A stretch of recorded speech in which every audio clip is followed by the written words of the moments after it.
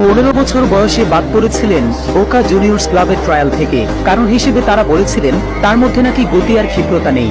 10 বছর পর সেই ছেলেটাই আর্জেন্টিনাকে জেতালেন কোপা আমেরিকার শিরোপা। আর্জেন্টাইন এই ওয়ান্ডার স্টারের নাম লাউতারো মার্টিনেজ।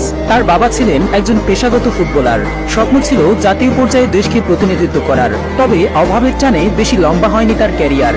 3 ভাইয়ের পরিবারে বাবার স্বপ্ন পূরণের ভার নিজের কাঁধে তুলে নিয়েছিলেন ছোট্ট লাউতারো। টাকার অভাবে কখনো বাস কখনো ট্রেনে চড়ে যেতেন প্র্যাকটিসে। 2012 সালে বোকা জুনিয়র্স ক্লাবের ট্রায়ালে রিজেক্ট হলেও দমে যাননি তিনি। চেষ্টা চালিয়ে গেছেন লাগাতার, যার ফলস্বরূপ 2014 সালে আর্জেন্টিনার স্থানীয় ক্লাব রেসিং এর নজরে চলে আসেন এই তরুণ ফুটবলার।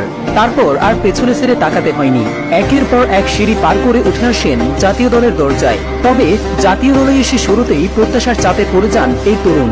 সার্জিও অ্যাগুয়েরোর বিকল্প হতে গিয়ে নিজেকে হারিয়ে ফেলেন এই রাইজিং স্টার।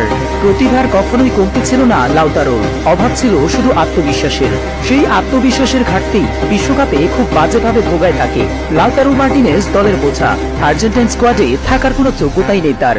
কাতার বিশ্বকাপের পর থেকেই এমনই সব কটু কথা শুনতে হয় আকাশী নীল শিবিরের এই তারকাকে। হবে নাই বা কেন, বিশ্বকাপে লাউতারোর কাছে যেমনটা প্রত্যাশা করেছিল ভক্তরা, তার স্মৃতিভাগও দিতে পারেননি এই আর্জেন্টাইন ফরওয়ার্ড।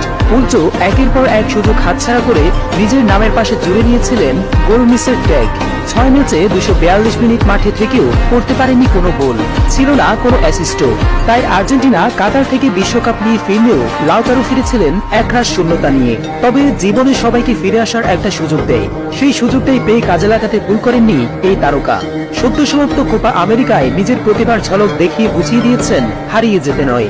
আর্জেন্টাইন শিবিরে ধ্রুবতারা হতেই এসেছেন তিনি।